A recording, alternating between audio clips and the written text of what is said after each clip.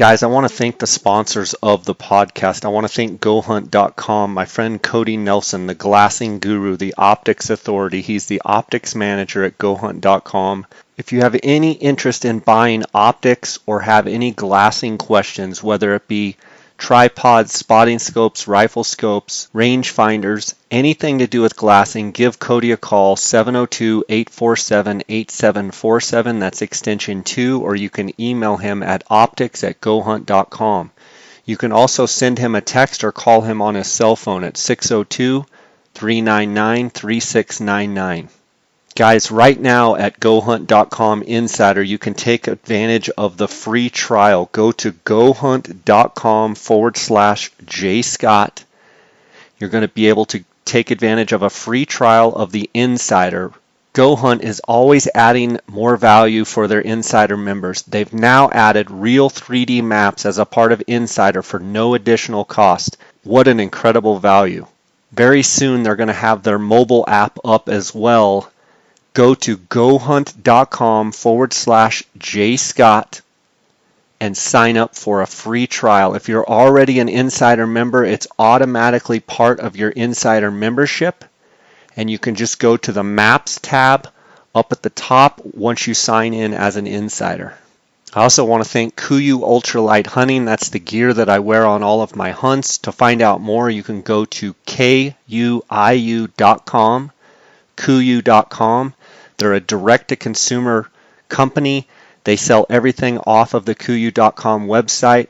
I also do a lot of question and answer on my Instagram where I'm answering questions about guys wanting to know about gear about KUIU, so tune into my Instagram. I want to thank KUIU for their sponsorship. I also want to thank Phonescope.com. Use the JScott20 promo code. You're going to get a 10% discount on all orders. And I want to thank allelk.com, home of the Bugle Mule. Use the JSO10 to save 10% on all orders. The Bugle Mule attaches to your bugle, and it's a great little carrier that holds 3 elk calls right there on your bugle tube, and I can't wait to use it this season. Again, thanks to all the sponsors of my podcast.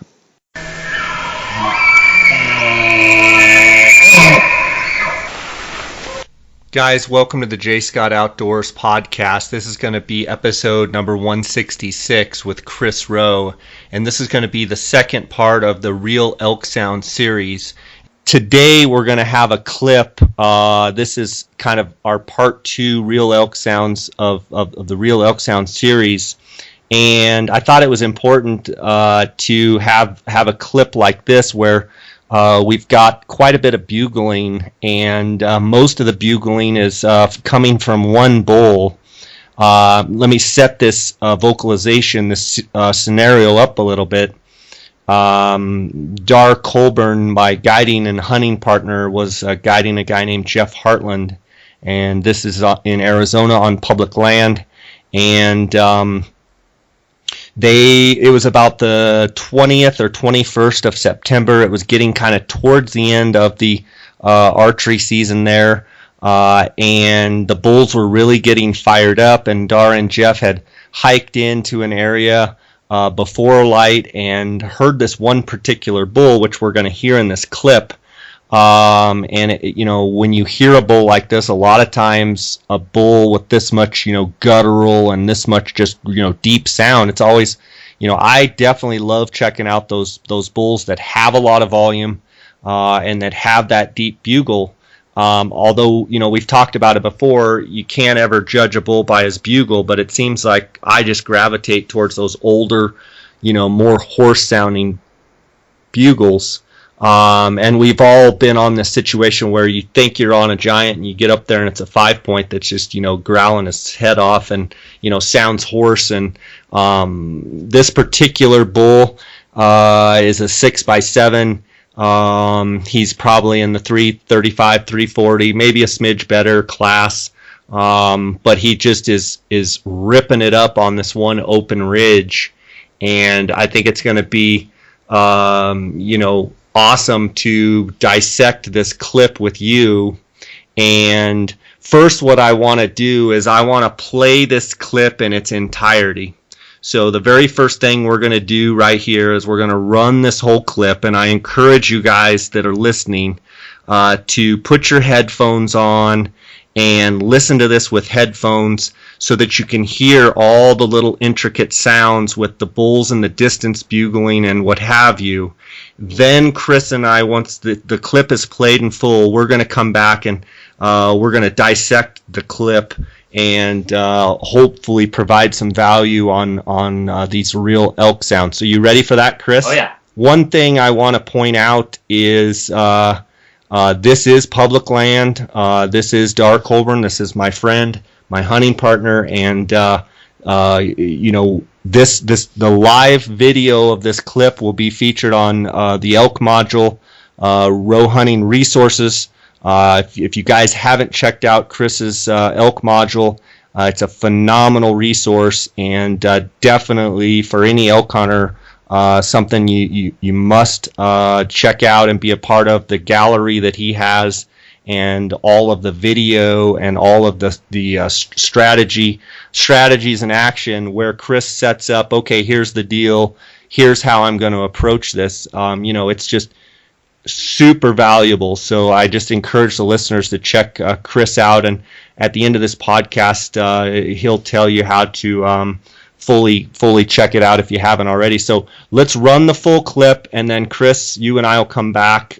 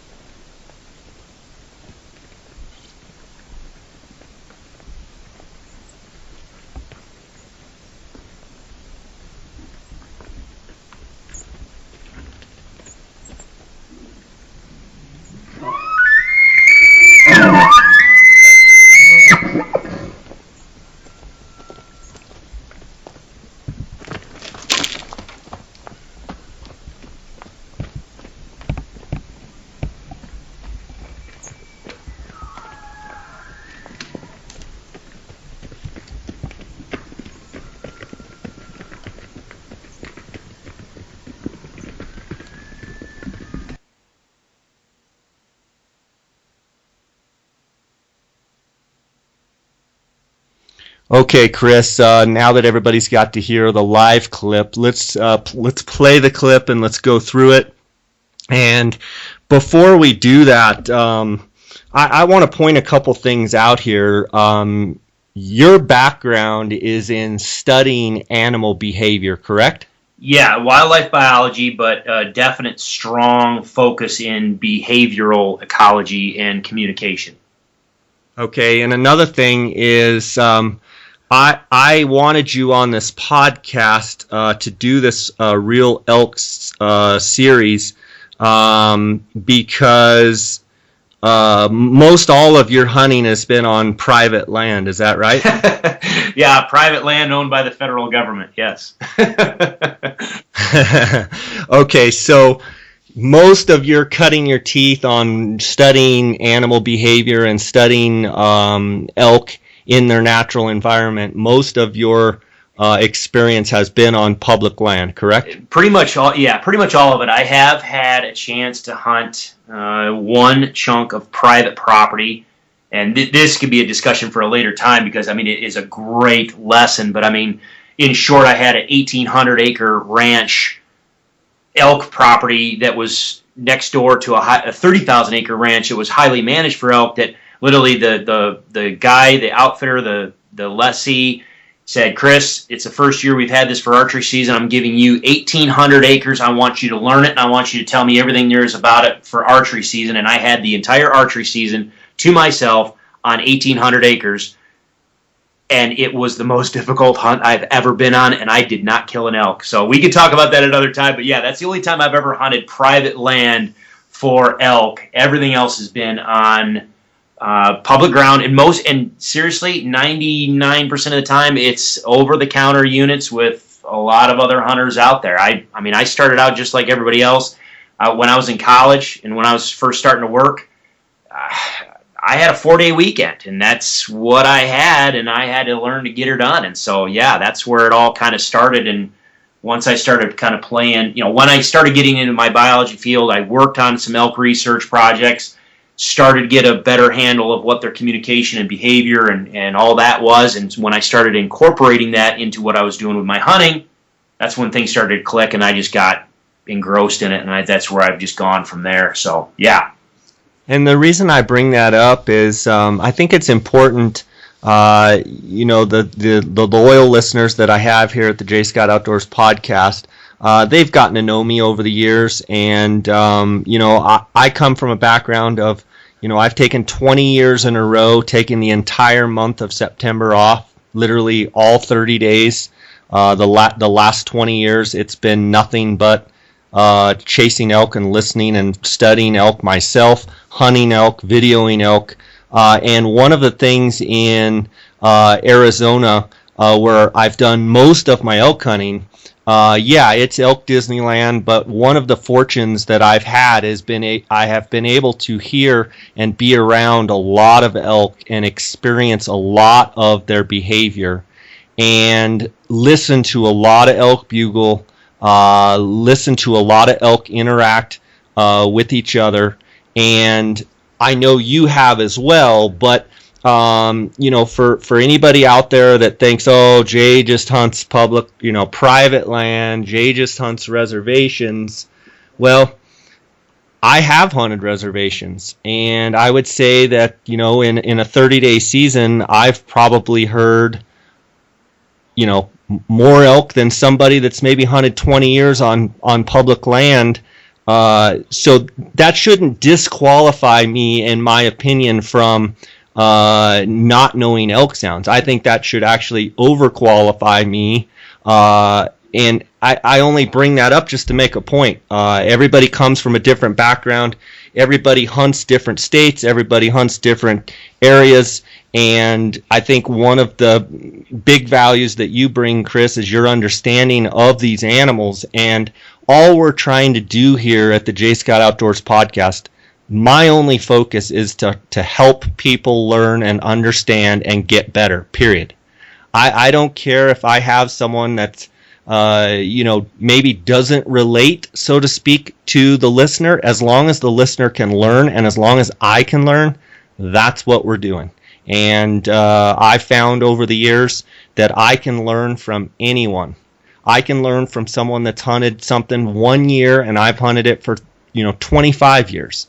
There's always something that you can pick up if you just listen, if you have an open mind, and if you're willing to put yourself out there and really take it in and digest it. And not everybody's going to have the same ideas on a lot of things, particularly, elk sounds, whether you call it one thing and someone calls it another. I don't care about all that. All I want is the listener to be able to take information that they hear on this podcast and interpret it when it's happening in the field and be able to make a play that's going to make them better than they were the day before. Yeah.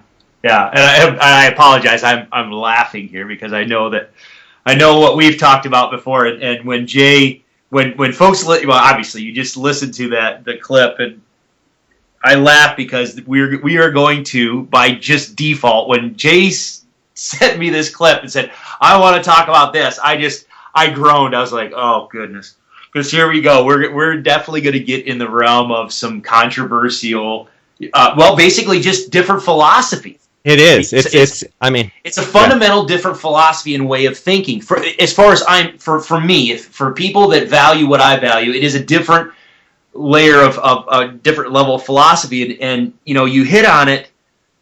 Yes, you've had the chance to hunt some pretty phenomenal places. I have been blessed to hunt all sorts of, from a couple places in Wyoming, all over Colorado, a couple places in New Mexico, a couple places in Arizona.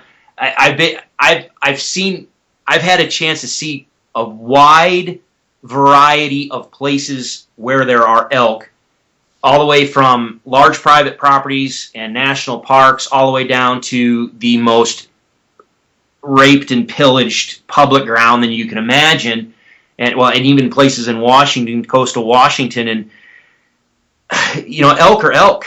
As my buddy Casey Brooks says, elk are elk. They are what they are. Yeah.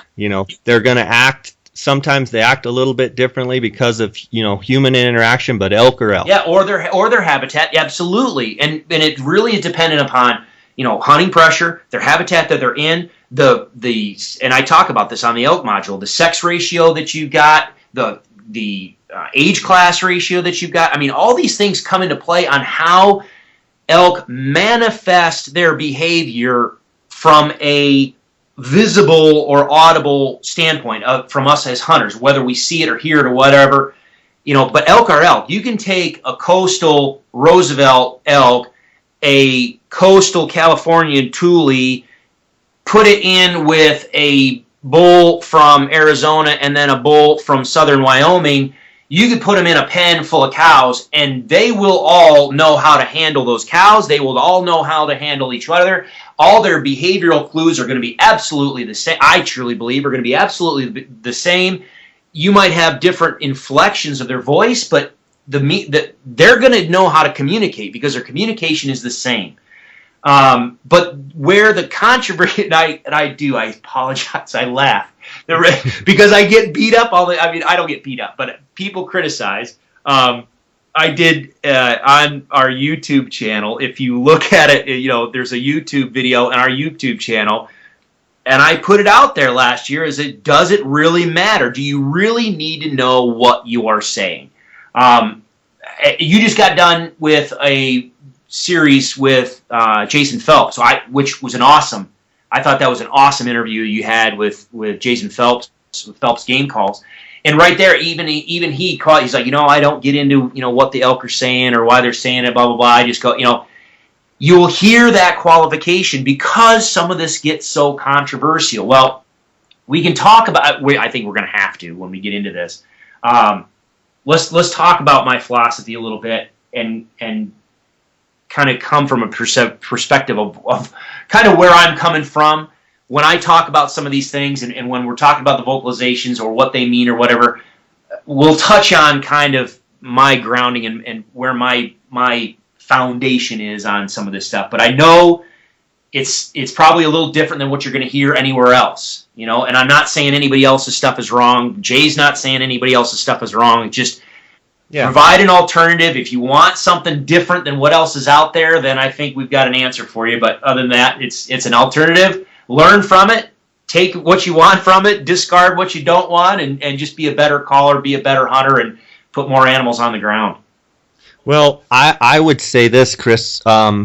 You go out in the elk woods every day, and you never learn anything, right? Yeah, exactly. Wait a minute. Do you learn something every time you go out? I try to. I don't know if I will. So more often than not lately, the older I get, is just how I don't bounce anymore. How things don't bounce back. Or muscles get sore. But yeah, that's exactly it. I mean, if you're going out in the woods and open eyes, open ears, open mind, and just soak it in, even if it's a tiny little tidbit here or there, I really do. I try to pick up something new every time. Even if it's not something new, it's something that either confirms what I've already done or disproves what I've already done. And I think that's something we'll touch on here in a minute, too. Yeah, I mean, let's face it, it's all trial and error. As much as we want to be elk ourselves and be able to, say, yeah, I'm an elk 30 days out of the year, I'm an elk, and I sound just like one, and I know what elk think, all of us are always learning, and I think, there's many ways to skin a cat, and there's many different ways to describe skinning that cat, and everybody's got their own opinion, and I think that's what's great. And so I think, we're all elk hunters here. We're all hunters. We're all sportsmen. We're all human beings, and everybody has a different way of doing things. And you and I could do this, go on the same hunt with two totally different strategies and probably both be successful. Well, but then there's times when maybe over a long period of time, there's someone out there that their strategy seems to be successful year in and year out. Those are the guys I want to talk to. That's why I'm talking to you. That's why I had Jason Phelps on. That's why I've had a lot of the great guests that I've had on, because dang, I don't know. I learn every day. The older I get, the less I know. I feel like, golly, I should know more about this stuff than I already do. And all of my hunting has all been trial and error. I've literally made every mistake out there. I've had bulls that are dead to rights, and I blow squawk a call or say the wrong thing, or I'm calling a turkey and everything's going great, and I decide to pull something out and get cute on it, and so. I've made every mistake there is. The reality is we're all elk hunters. Let's just dig into this stuff and, roll around in the dirt with it and come out on the other side, not saying Chris Rowe doesn't know what he's talking about or so-and-so doesn't know what he's talking about, saying, yeah, he makes a couple pretty good points there. Maybe I completely disagree with you, Chris, on some things. But that's the beauty of it. Let's talk about it. Let's try and get better. And I love rolling around in the dirt. I was going to say, let's dive in head first and hope it's deep enough we don't hit the bottom. Yeah, exactly. Why don't we dive into this clip here and let's just pick it apart. All right. Now, we were talking earlier too. Let me just pause it real quick. Sorry, Jay. Like you mentioned in the beginning, there are some quiet spots. There's some right now, you may not be able to pick up on some of the subtle sounds, but in these dead spots sometimes, there are other elk off in the distance that will vocalize that I think, can be an important factor on understanding some of this, and we will have a discussion about that. So if you hear a dead spot in there, have patience. Listen, definitely, if you can listen with headphones, it'll be a lot better, because I've got the volume turned up, and you can always go back and refer to the first clip that Jay put in there, because that's going to be the highest quality clip that's in there. And again, if you jump on the elk module, you'll be able to see the video and watch the behavior and everything. But have some patience. The dead spots in there, there sometimes are things going on in there, so we'll let some of them roll. So.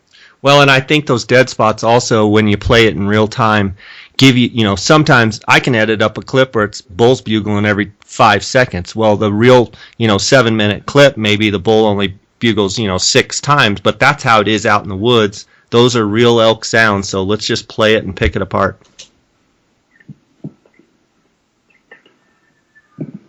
Okay, so right there, Jeff is asking Dar, what do you think the bull is scoring? And at that point, the bull is kind of now into view, and they've kind of snuck in on this bull, and it's kind of in this open kind of burn area, and Dar's kind of telling him, I think 335, 340, not a shooter. And that's the thing that I think people have a hard time understanding, and I still do. I've been down in Unit 9 now, how many years, and I still, my heart's, this bull steps out of the timber and steps out kind of in the open, and you're like, oh yeah. He's impressive looking, but again, down there, yeah, most of the time a 330, 340 bull is not a shooter. Hold out, because there's probably something bigger. Yeah, and they ended up killing a 380 7x7. That's just an awesome looking bull. All right, I'm going to hit play.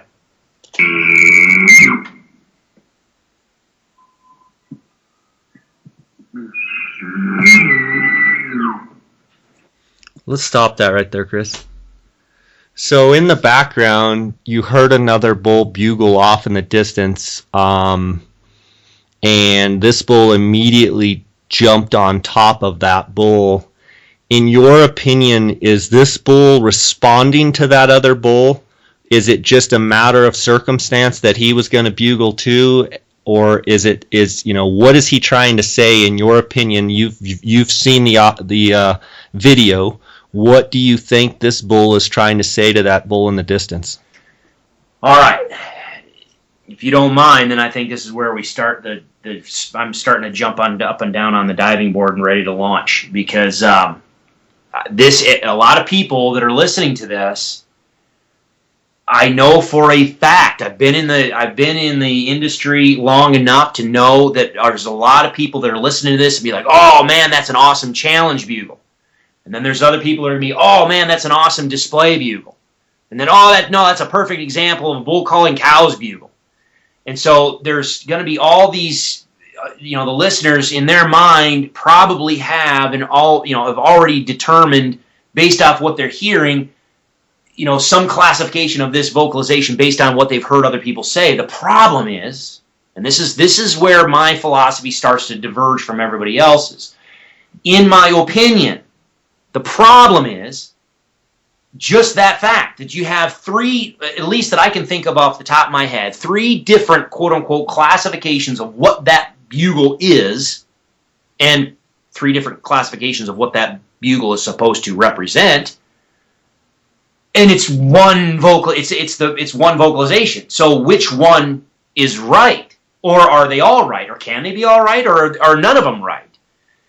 The problem, and this is where, again, this is, and I'm going to try to figure out how I want to frame it, because there's so much of a in-depth discussion on it.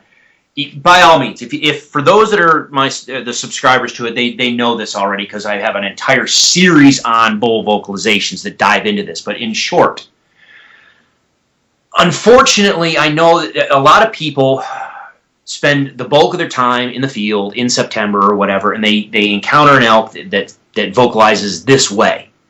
And when they encountered a bull vocalizing in this particular way, there were cows doing something in particular, or there was another bull nearby, and so those two bulls were doing something in particular, or this bull was off by himself and he was doing something in particular. And so they associated the vocalization with what they saw at that moment and then made a conclusion. They're like, okay, I saw this, therefore, and these other things were happening as well, so therefore I think that this bull vocalizing this way means blah, X, Y, Z, whatever.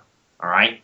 Now, the problem with just doing that and taking snapshots like that is someone else on a different ridge, on a different mountain, in a different state, whatever, and in completely different conditions, completely different sex ratios, completely different age class structure, completely different habitat, whatever, hunting pressure, etc., sees the exact same thing and hears the exact same thing and sees something different.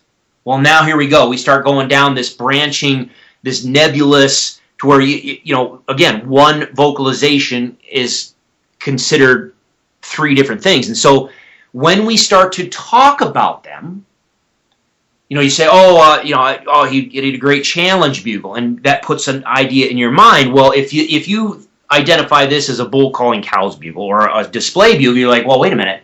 Well, no, that's a display bugle. Well, no, because that, and here we go down, we argue back and forth, but we're arguing based off of the manifestation or the surface level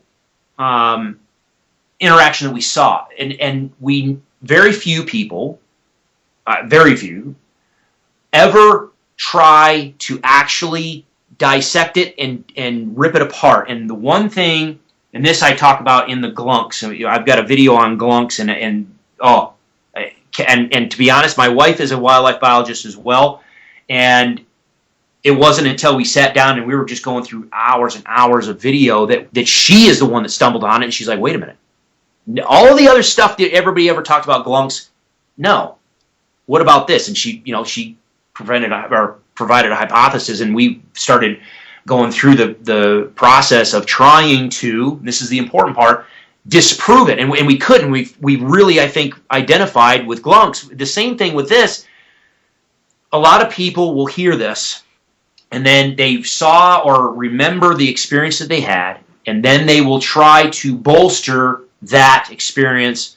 And every time they see an experience or hear a bull do it, they try to gather more evidence to prove themselves right. The problem with that is you can never prove yourself right. You can only disprove something, all right? So it's not until you sit and you watch elk from all over the country, you sit and watch elk from different parts of the season, different age classes, sex ratios, all the different aspects, and you sit there and you watch it in video, and you sit there and you watch the body language and the behavior of the animal, that you can really start to boil down and get to the core fundamentals of what possibly could be going on. And so for me, I can tell you, I listen to these bugles. Jay, when you first sent this to me, you're like, oh man, there's all sorts of bugling. And I kind of chuckled because there is not all sorts of bugling. There's really one type of bugling. Now, he bugles a lot, but he's doing the same thing. For me, I classify this as a dominant bugle. All right, I don't use the terminology challenge bugle or display bugle or bull calling cows bugle and that type of stuff, because I can pick apart and disprove that analogy or that linkage. Correlation is not necessarily causation. Just because you saw something happen at one point does not mean it caused it. So I can take any of those classifications and rip them apart just with the video footage that I have in the elk module. The one thing I cannot rip apart is in all cases that bull is trying to portray his dominance. He is either expressing his actual dominance that he has proven on the battlefield by fighting or running off other bulls, or he is trying to portray his dominance and he's trying to give the impression that he is a dominant bull because, again, cows choose the bulls. Cows like to generally go towards more mature animals, more dominant animals, because those dominant bulls, those mature bulls protect the cows, blah, blah, blah. We can get at all that. It's in the best interest of a bull to sound as mature and dominant as possible. It avoids fights, it attracts cows, it helps him hold cows, it helps him avoid other bulls, etc. So when you ask the question and you say, okay, what does this mean? What is this bull doing? What does it mean to you? And did he respond to that other bull?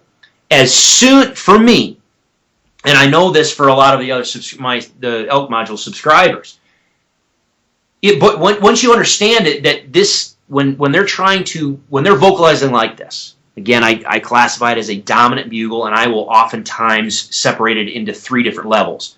A lower level, level 1, a level 2 that's kind of medium, and a level 3 that's very, very intense. This I would classify most of these vocalizations right there would be a level 2 dominant bugle. It's a bull trying to portray that he's dominant, and he's coming in at a medium intensity. All right. As soon as I know that, I understand what the bull is trying to achieve. And so when you ask me, is he, we talked about this before we started the podcast, you're like, oh yeah, every time that other bull out in the distance bugles, this one responds. Well, I would challenge that and say, okay, as we listen to this, is he actually responding to that other bull? Or is he trying to, I don't remember how do we even put it? Is he trying to just essentially deflect the attention away from that other bull? Okay? Almost like if a cow's standing there and it's like, oh, you didn't really hear that. I'm the one. That's right. It's don't listen to him, listen to me. No, I'm the more dominant individual. Because again, a bull wants to sound dominant. He wants to be the main attraction. He wants to be the most dominant, the most aggressive, the most mature. So that way, if there's a cow like you said, if there's a cow standing in between and she's looking left at one bull and she's looking right at another bull, which bull do I choose? She's got to go off of, if she cannot see the bull. Again, I talk about this all the time, the see you first, hear you second, smell you third principle. If she cannot see him, the only thing that she can do is evaluate him from what she hears. So, hence the reason why it's in the best interest of a bull to sound as big and mature and dominant as he can, so that hopefully she chooses to go his way. And this is where a lot of people will just sit and listen to an audio clip without the video clip, and they make decisions or make broad, sweeping generalizations. When people get to see this video, and again, you and I talked about this ahead of time, when you see this video, it's clear. It's absolutely clear that this bull is out there and he is trying. He's out. If he was a turkey, he'd be out there strutting, strutting and drumming. He's walking back and forth. He's tipping his rack back, and he's strutting back and forth. Yes, great. Low antler displays. He's using that level 2 dominant bugle, trying to sound as dominant as he possibly can.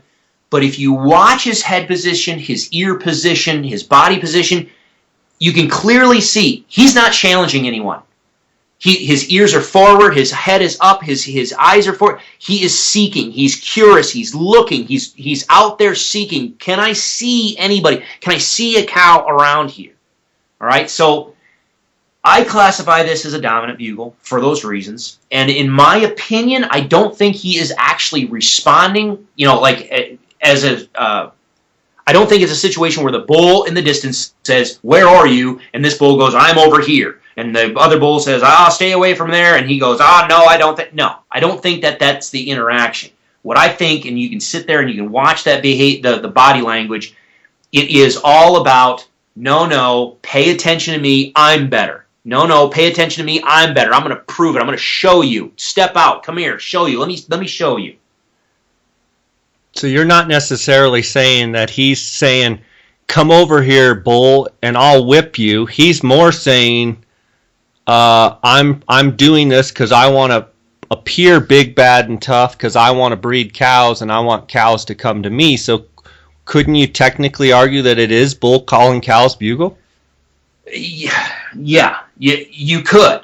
And the only reason why I do not use that terminology is because a dominant bugle is simultaneously two different things. It's attractive to cows, but it's also supposed to be a deterrent to other bulls. Other bulls don't necessarily want to be engaged with another bull, physically. Yes, we talk about it all the time. There are lovers and there's fighters. There are some bulls that are aggressive and they don't mind getting in a fight.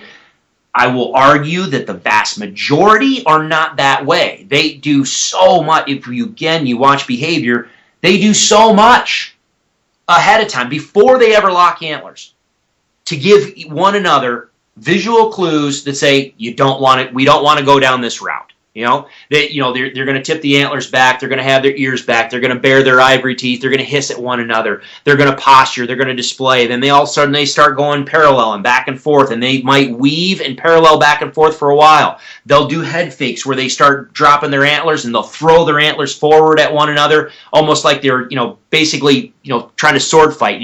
They throw the tops of their antlers towards one another. They'll start raking those antlers into the ground. They'll start tearing into trees.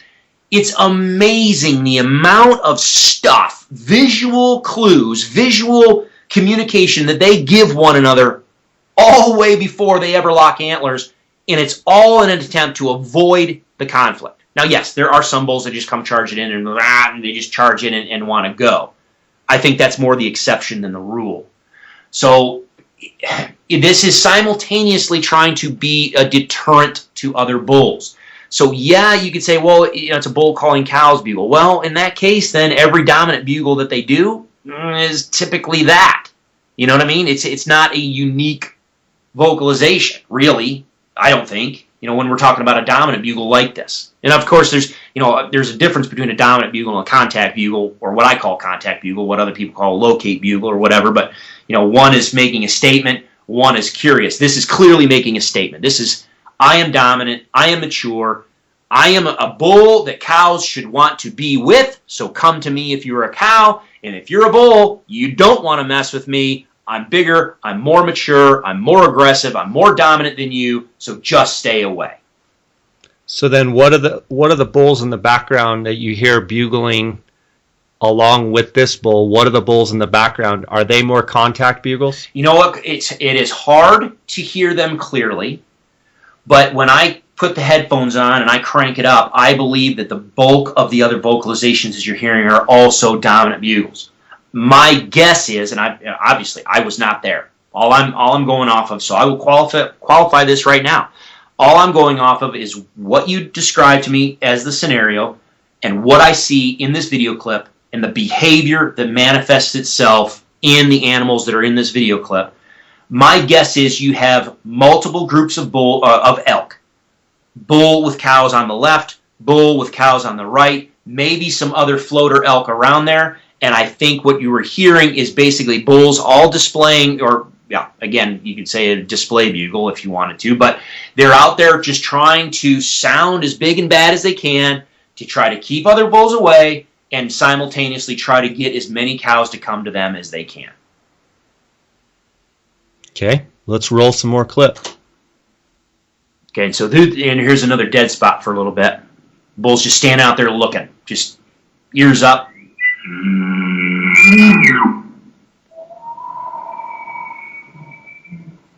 Okay, you could hear that clearly, that other bull in the distance, that was the same classification of a bugle. And here, let me pause it. And when I say classification of a bugle, listen to the structure of it. And that's kind of what I focus on when I, again, the bull vocalizations series. It's all listening to the classification of the vocalization, or the characteristics, excuse me. In this case, you hear that low, deep, guttural, low note, the growl or the rasp, if you want to put aggressiveness, you can. You want to put, growl or however you want to just describe the lead in and the bulk of that vocalization. The bull he's not spending the bulk of his time emphasizing the high note of his bugle. He's emphasizing the low, guttural, raspy, growly, aggressive, quote-unquote, sounding portion of the bugle. So clearly, at this point, it's not a seeking. He's not curious. He's not trying to elicit a response. He's sending them. This is information sending vocalizations. I'm making a statement, okay? And the other bull off in the distance did the exact same thing. If you listen to the characteristics of the vocalization, you will hear, even though the bulls sound different, the characteristics of the emphasis of different parts of the vocalization are the same. Does that make sense? Or did I confuse the heck out of you? No, I think it makes sense. Back to something you said, if they just emphasize on the high note, what kind of bugle would you classify that as? That typically starts going back over to a contact bugle. What other people say is a locate bugle. All right. Now you're seeking and listening. You're trying to get information. Okay. Let's roll some more clip. So again, the bull's just standing out there listening to all this. He's just kind of looking around.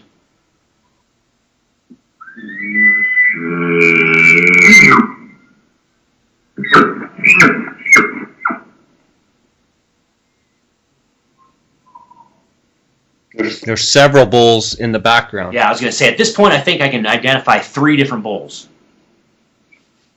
And they're all about a couple hundred to several hundred yards away from this location. Okay, let me pause it. For those of you that are listening on headphones, if you go back or you want to listen to the first high quality clip, it's right about 2 minutes, 1 minute 59 seconds into the audio. That bull in the distance, you heard it. It was just as clear as day.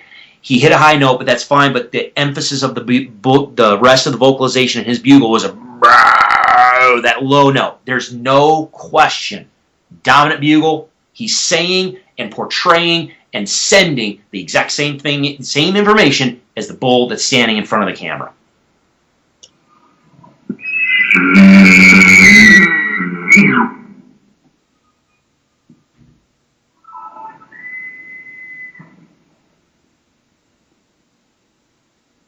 Yeah, his head is up, his ears are forward. Now he just drops his head, takes a couple bites.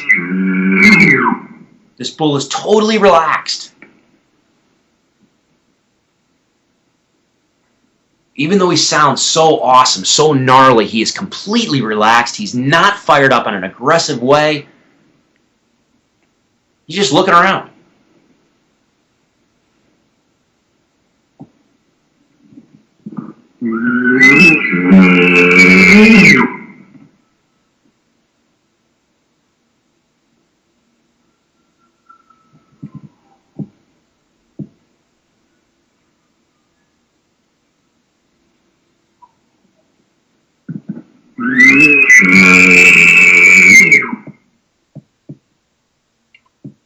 Okay, stop it right there for a second.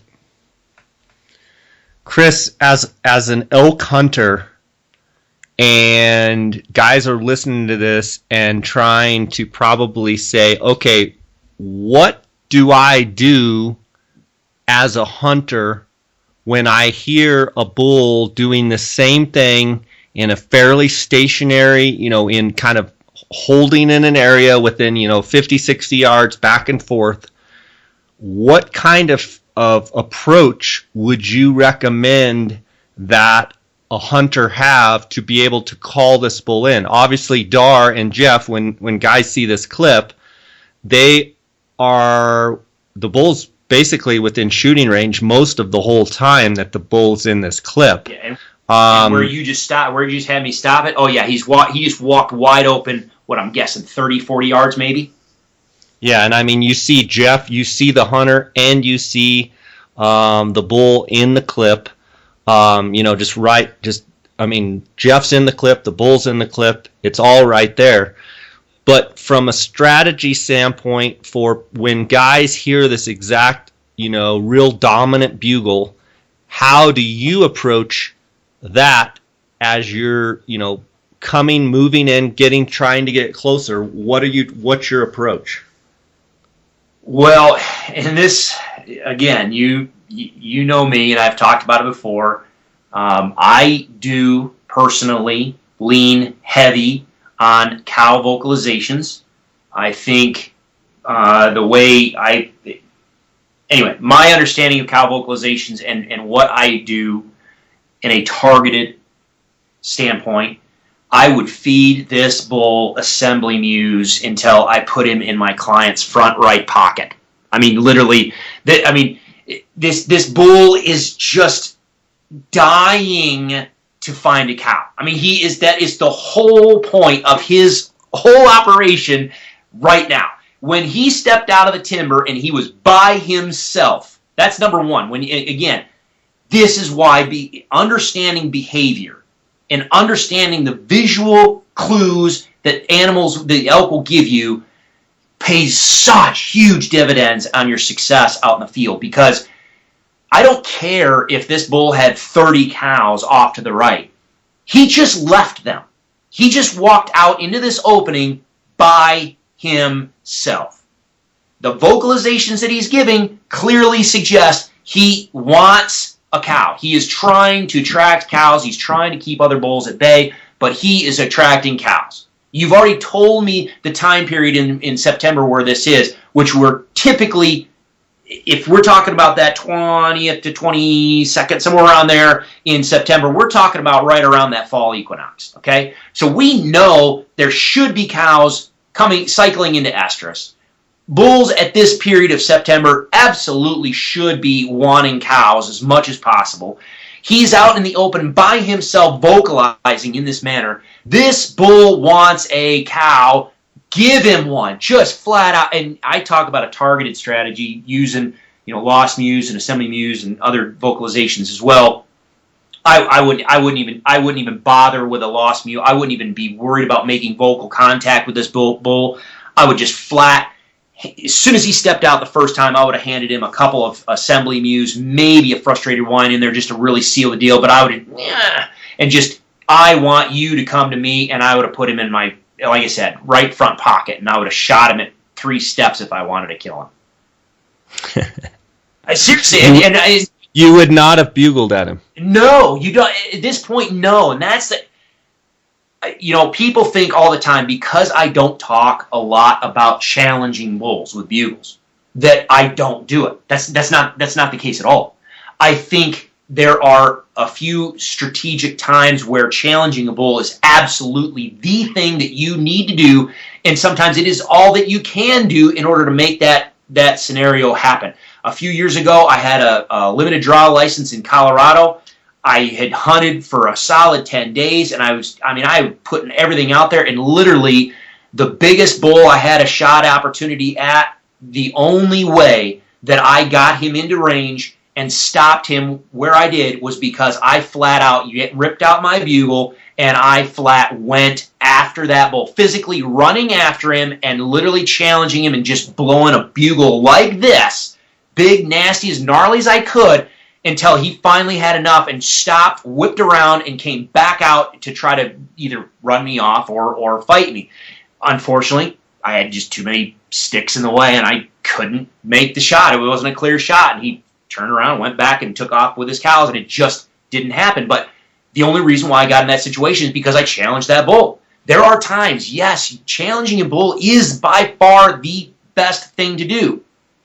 Unfortunately, I typically believe my philosophy is I will use that aggressive strategy as a last resort, because where I hunt, public land, over the counter, most of the time, with other hunters in the area, if I'm blowing a bugle like that, I'm either calling in other hunters, or if it doesn't work and I bump that animal, well, I've just sent him out. It may have taken me 4 days to figure out where the elk were, get into position, figure out what their pattern is, and everything. If it doesn't work, it can be very disruptive to their behavior pattern on the mountain. Where they are, where they feed, why they come out, when they come out, what time they come out, etc. I don't like to bump them or be too disruptive right off the bat. I like to come in very passively, low-key, work them. If it doesn't work, I can back out, regroup, come back that evening, try again. Didn't work, I can back out. And if I don't change their behavior, a lot of times I can work them 3, 4, 5 different times, and they have no clue that they're actually being worked by a hunter. Sometimes blowing a bugle at them can be extremely disruptive. And I think in this situation, people will get all, you get excited. Here's a bull screaming his head off. oh my gosh, this is the sexy scenario that everybody talks about, that everybody wants. I'm going to pull my bugle out and I'm going to just blow in his face. Well, the terrain and the openness of this doesn't lend itself to that because he can see quite a decent distance, all right? He clearly wants a cow. Well, if he clearly wants a cow, why do I want to try to fight him when I can give him what I know he wants, or I can throw something at him and see if he's interested. You know what I mean? I can either take a gamble or I can make the safe bet. If I want to kill this bull, I'm gonna pick the low-hanging fruit. I'm gonna throw him a cow vocalization and put him in my pocket. If he locks up and doesn't respond, and if he gets himself in a different position where the vegetation and the terrain or whatever allow me to get a little closer, then okay, maybe I can go to a bugle if I need to. But I'm telling you, experience has taught me, I can show it to you so many times on the elk module. You give a bull like this an assembly mew, it's over. You are either going to kill this bull because you want to harvest this bull, and you're going to do it on the, Primos talks about the top pin. You're going to shoot this bull at 10 yards or under, or you're going to let this bull pass. Period. I mean, the end of discussion. This bull wants a cow. Give him one. Give the big boy what he wants. Give him what he wants. Start there, and then if he doesn't respond, because okay, I know that the argument, some people are like, well, that bull, if it's that open, Chris, well, that bull could get out there and just stop and look, and then he could display, and that. Yep, you're right. But if you get on the module and you start to understand what an assembly mew sounds like and what it means, there's a difference in his behavior and how he's going to engage that vocalization. But yes, he could stand out there and stop and display, or stand there and look and stare, and they do. Okay, that's fine. But if he wanders off, just let him wander off. Regroup, do it again. You have not changed an ounce of his behavior. However, you blow a bugle in this situation and he is not an aggressive bull, he's not a fighter, he literally could turn 180 degrees, go, oh crap, I'm out of here, and turn around, go right back to the cows or go right back in the timber and walk off trying to avoid a conflict he doesn't want to be in. Yeah, I mean, we've all been in situations with humans where you see someone that's strutting around and bowed up and, talking big, but as soon as someone that walks in the room that everybody knows is the toughest guy around, all of a sudden the big bowed up, the guy that's all bowed up, a lot of times he's out the other door and off he goes. Yeah. So I think it's that scenario right there too. And I think we both agree in this case. I mean, again, folks, I obviously have a self-serving interest on it. I want you to subscribe to the elk module, but it's cheap. But anyway, it's cheap. Maybe $20. Well, I mean, come $20 on. for the 3 months or $40 for the full year. Come on. But anyway, when you watch this video, wait a minute. That's if you use the J. Scott podcast. Yes. Promo code. Yes. So, I mean, if you watch this stuff, you see it and you clearly understand it. That Jay, I think you'll agree with me here. I'm just gonna this bull is clearly in the 330s, 340s range. I think Dart said that. I think you agree with that. Okay. Yeah. Even though his antler quality is that, for me, I look at the body of this bull and I'm guessing. I'm going to throw it out there. I think this bull has got to be at least 6 years old. Yeah, I was going to say 6 to 7. Okay. He's got a solid body. He's just, he may be a bull that he's always 335 and really never gets that much better. I mean, he's got a pretty decent sized body. Yes, he's got a good chest. He's got some good, decent body mass. The reason why I'm focusing on that is because in the animal kingdom there are going to be two things when you're talking about a bull in conflict and judging one another from a dominant status. Body size matters. Sorry guys, size matters. All right. So antler size matters, but body mass matters just as much, if not more. Okay, because that's what they're throwing around. They're throwing around their weight. Now, if a bull has a unique antler characteristic, say he's got some big honking third time or second time that just jabs him, his opponent in the neck easily. Okay, he's got a characteristic that gives him a slight advantage because he can poke the heck out of his other opponent.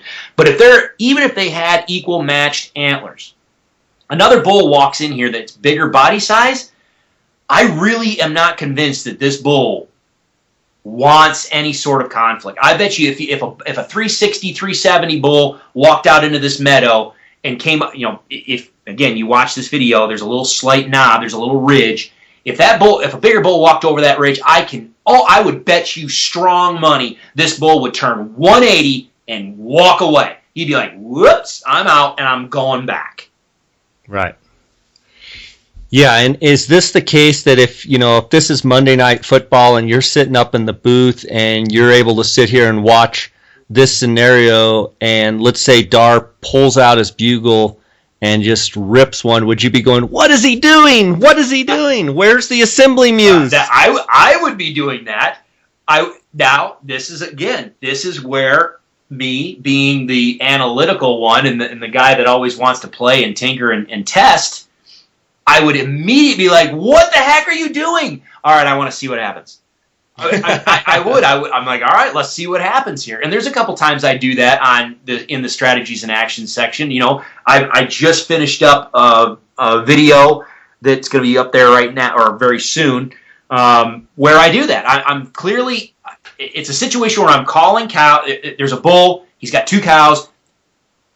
Clearly, the larger group is behind me. These cows have no clue I'm there. This bull kind of sees me set up. He wasn't quite sure, but he knows something's not right. But the cows are oblivious.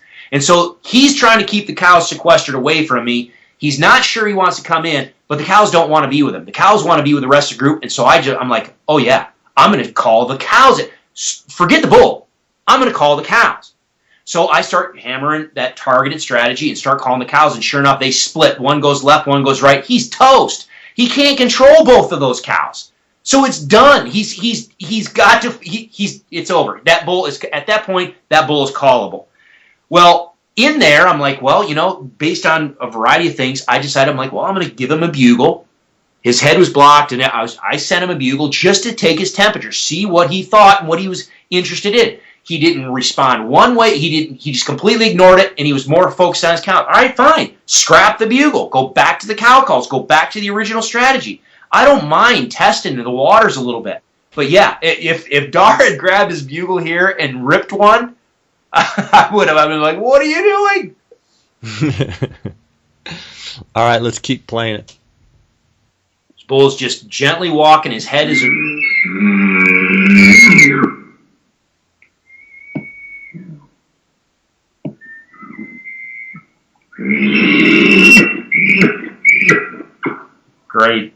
Great chuckle there. I mean, he's just relaxed walking. His head is in a neutral position. Ears are forward. His eyes and ears are up. Now his head is up. He's seeking. So wait a minute. Pause it. Okay. I hear that, and I think he's fired up. He's mad. Yeah. He's not, is he? No. And see, again... But what? Okay, before you say something, 25 years worth of education on elk calling, and there's been a lot of people that have given their opinion. The general opinion is when you hear a dominant bugle like this, you instantly say, "Oh, he's fired up and mad." Yeah, and he wants to fight. That's why 90% of the hunting public calls it a challenge bugle. Because they're like, "Oh yeah, he wants to fight. He's challenging those other bulls." Okay, so my question for you is, in his behavior, what are you looking for that, he is mad and he does want to fight? What is the difference in what you're seeing right now? If you watch a bull and he starts getting aggressive and he wants to fight, you're going to see his head in a different position. You're going to see his ears in a different position. He's going to hold his rack in a different position. He's going to start swaying that head back and forth. He's going to make exaggerated movements with that rack. He's there, and the gallery again. this is why and I appreciate the partnership we have on this, because I think the video is so important to see this. This not only this series is on the elk module in its own section, but the gallery that I have in there shows this. I can't tell you. I really don't know off the top of my head how many clips of the gallery I have in there that absolutely destroys the typical notion of a quote-unquote challenge bugle. Because it's not. I mean, you watch them in so many different scenarios that they're clearly not challenging another bull. The number one scenario where you'll hear this vocalization is not anywhere near another bull. It's literally when a bull goes up and scent checks a cow. You've seen it. His antlers are up. His head is up. He's lick, lick, lick, lick, lick, lick, lick, lick, and he's going behind the cow to taste and scent check her. When he goes up and scent checks her, if she is not receptive, two things are going to happen. One, she's going to drop her head. She's going to chew, chew, chew, and she's going to do submissive chewing, which indicates to that bull, I'm submissive. I'm listening to you. I'm not ignoring you. I recognize your dominance, but I am not receptive yet, so I'm going to move away from you. All right? So she's going to do submissive chewing. As soon as she does that and moves off, he is going to, I will tell you right now, 99.95% of the time, he is going to rip off with a level 2 dominant bugle. It's just what they do. Because he came in, he checked her, she rebuffed him. He's right now, instantly, I need to establish my dominance. Wow! I'm the man. You should want me, okay? I'm the one that needs to breed you. I'm your guy. So yes, you rebuffed me now, but I'm right here, baby. Okay? So when people hear this type of vocalization, a lot of time, I know it's the sexy side of elk hunting and calling elk, challenging them, having them come screaming in your face. It's awesome, okay? But most of the time when you hear a bull doing it, I will postulate, I will put out there that he's probably not challenging another bull. He's probably either doing this, trying to broadcast himself, give the appearance. He's, again, just like we talked about in the last one, and I know we've talked about in other ones.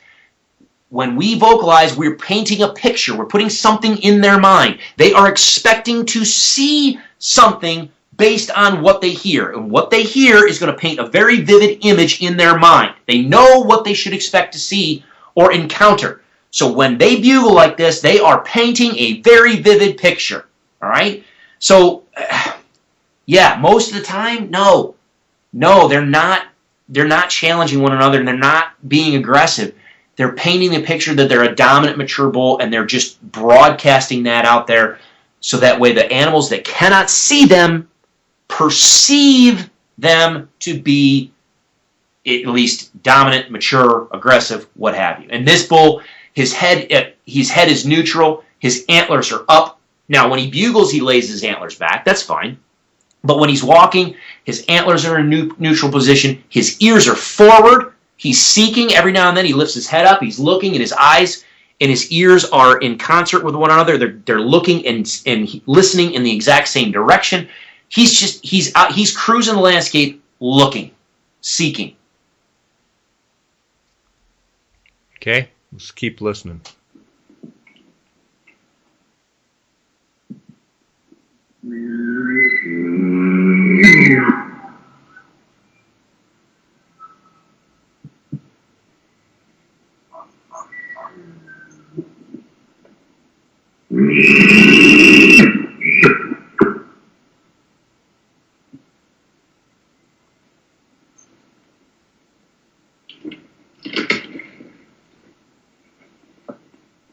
All right, let me pause it there for real quick. Actually, Jay, when we talked about this first time, if you heard the snapping twigs, if you're not watching this, then he kind of tears into a burned up little pine there that's all just dead sticks. No, actually, I changed my mind, Jay. Originally, I thought he just kind of ran into it and then just took his frustrations out of it. No, he walks up, puts his head down, and he just purposely throws his antlers into that poor little tree and just annihilates it. Yeah, I remember watching it, and he just knocks the whole tree over, basically. Yeah, just shears all the branches off that one side. All right. But again, he's not necessarily challenging a bull. He's more displaying some dominant. Right there in that clip, he is displaying some dominant characteristics, or he's definitely by knocking that bush over, or he just got tired of seeing that bush and wanted to knock it over.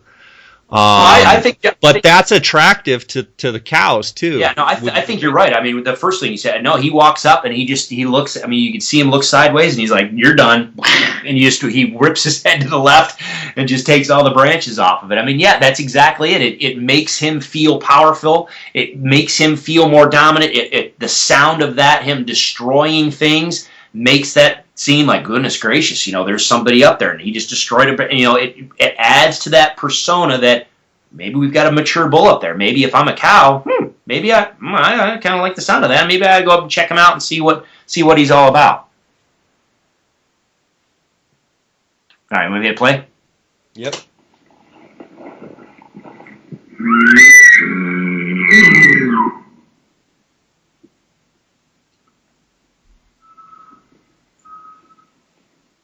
And now the bull's turned around and he starts coming back. And this is the cool thing. And here, let me push pause because we're going to want to hear some of this stuff. But if you watch this, you got to watch this. I mean, I don't know how a random.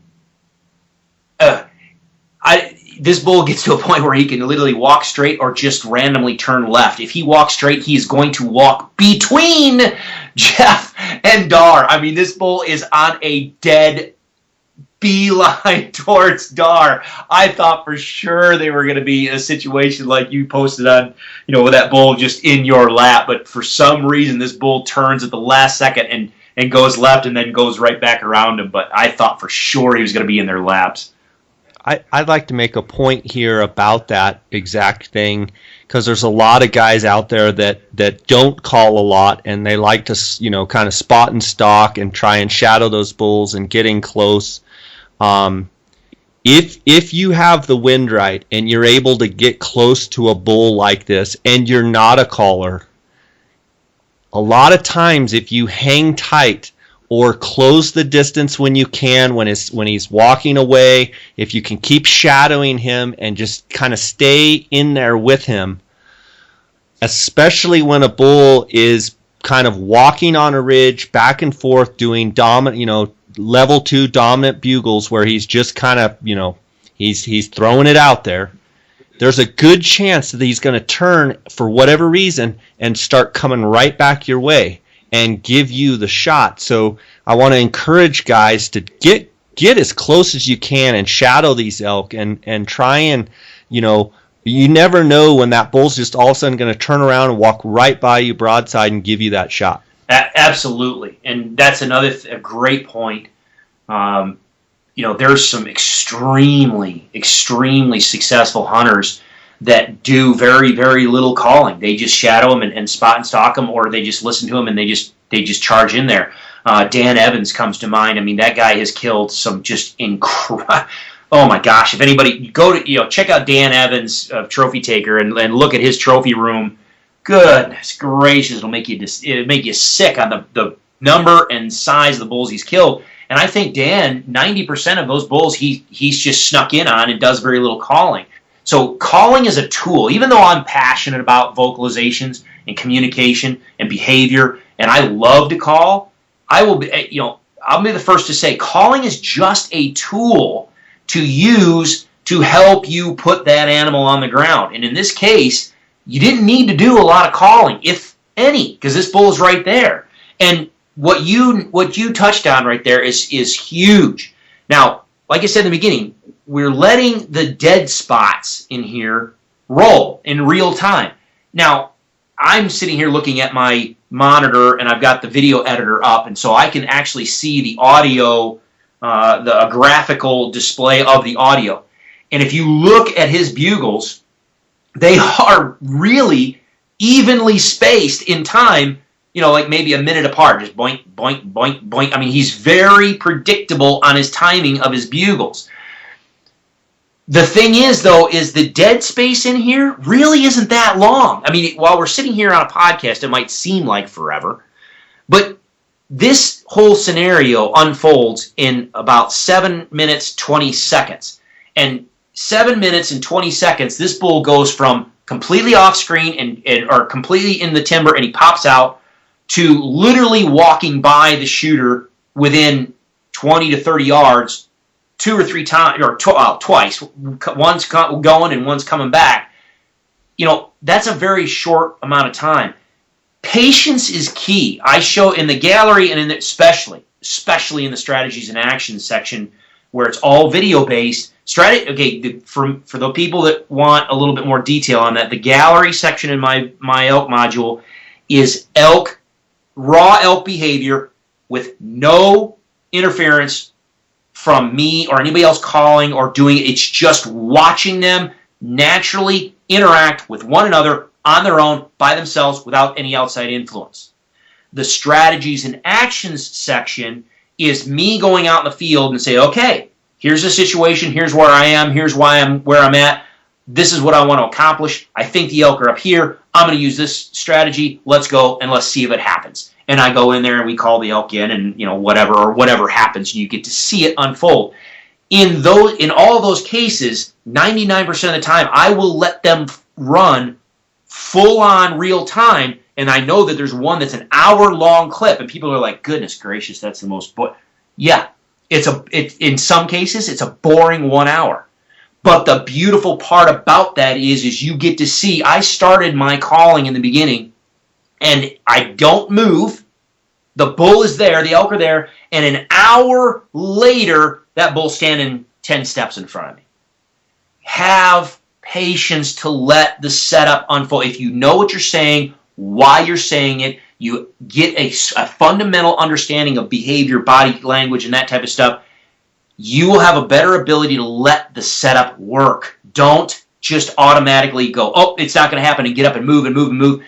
I know there are some very, very successful elk hunters that are aggressive. And yes, there are times where you need to be aggressive. However, I think people can sometimes get themselves into trouble by being a little bit too aggressive too soon and not letting a scenario play out in the time that the elk want to play it out. Remember, they have nowhere to be. They're already there. They don't have kids to pick up from soccer practice. They don't have to work. They don't have work to get back to. They don't have to get back to lunch. They are there. They're where they need to be. So they've got all the time in the world. If you're watching their body language, you're watching their behavior, you can sit there and judge and say, no, I've got time. This bull is relaxed. He's not going anywhere. As long as the wind is not, in this situation, as long as the wind is not swirling, let it play out. Let it play out. Want to hit play? Yeah. Sorry, I didn't mean to get out. No, I like it. The branches you just heard is him walking under a tree, just incidental contact with his antlers.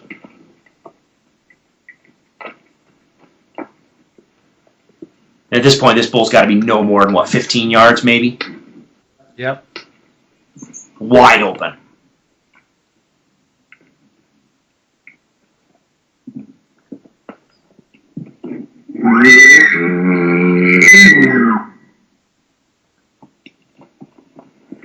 All right, now I just paused it, Jay. We were talking before about this, and let me go ahead and just give people a little heads up. I want to let people listen to this and listen closely to this next section. Okay, the bull went up, turned around, came back, and just walked by the hunter like 15 yards wide open, and now the bull is headed back in the direction from where he came. All right. Now, off in the distance, up against the tree line, there's another elk standing there. It looks like a cow, but I'll be honest, with the way the sun glare is and the other vegetation stuff, it could be a spike. Don't know. My guess, based on his behavior, I'm going to bet it's probably a cow. All right, so the bull is turned now, and he's walking back towards the timber. He's walking back in the direction where he came from. But from here on out, I want you to listen very carefully, and then we're going to talk about something here in a second. Sound fair enough? Yep.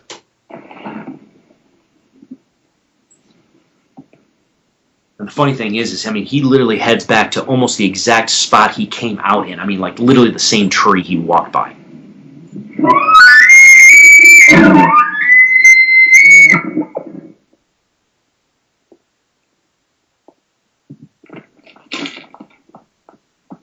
I'm going to pause it right there.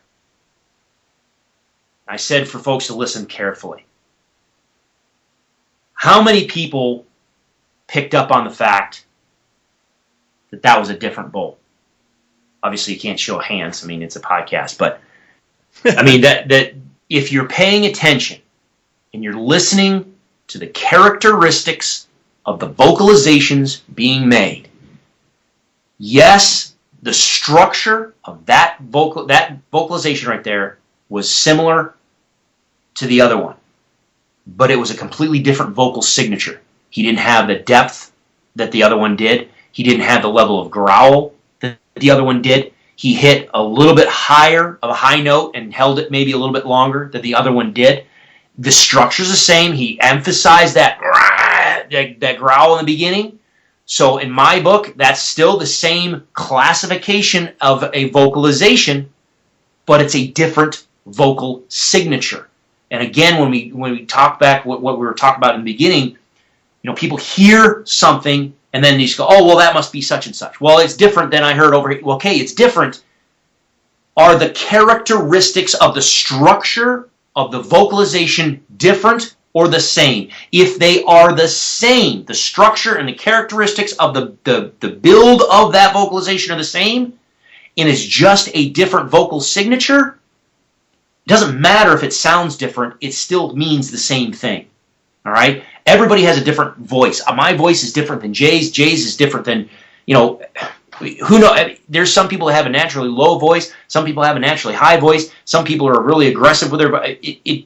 Vocal signatures can be different. It is the structure of the vocalization that is the critical portion that is important when you are trying to communicate. So hopefully people picked up on that. And then the other thing too is you hear the snap crack bite, the hoof beats in the gravel. This second bull came up over the ridge and followed essentially the path that the bull had previously taken. The original bull had previously taken, and I think he saw Dar move. I think he either saw, in the way the sun is glaring off the lens of this, I guarantee that the lens of that camera is glaring. I think the bull saw something he wasn't quite sure of, so that's why he just spooked a little bit, and he starts to trot. And because he starts to trot and he's spooked a little bit, he's going to go to where he feels safest, which is where? Literally right where the original bull just went. So you want me to just hit play and run to the end and then we can continue? Or yeah. All right. So you hear him just trotting.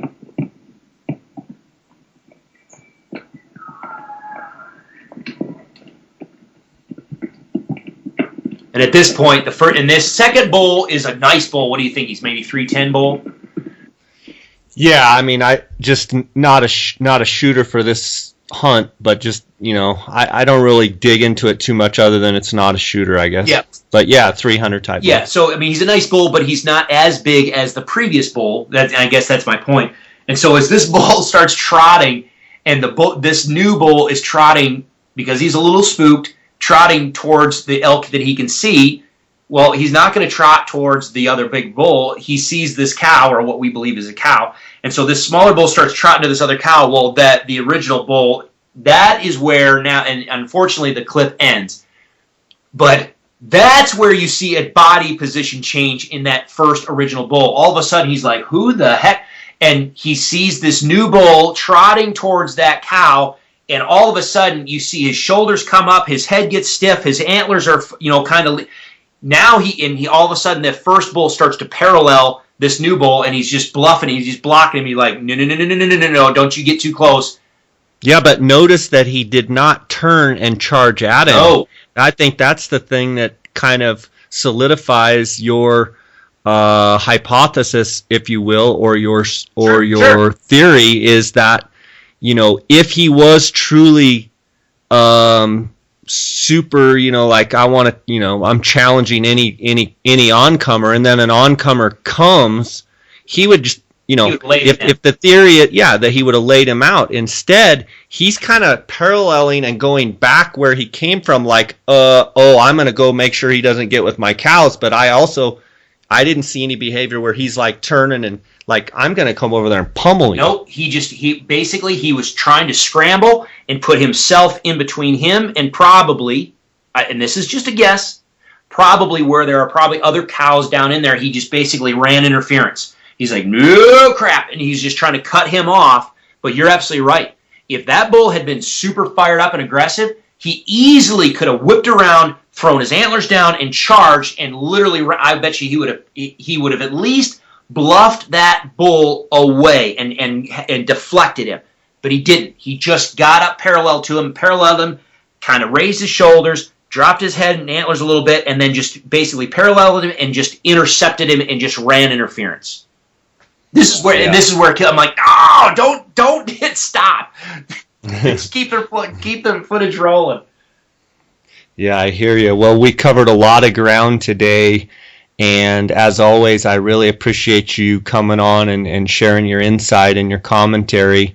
I want to give you a chance to let the listener know where they can find you, Chris, so could you please do that? Sure, absolutely. It's just www.roehuntingresources.com. It's ROE huntingresources.com. So it ends up literally, it's being $20 for 3 months or $40 for the full year.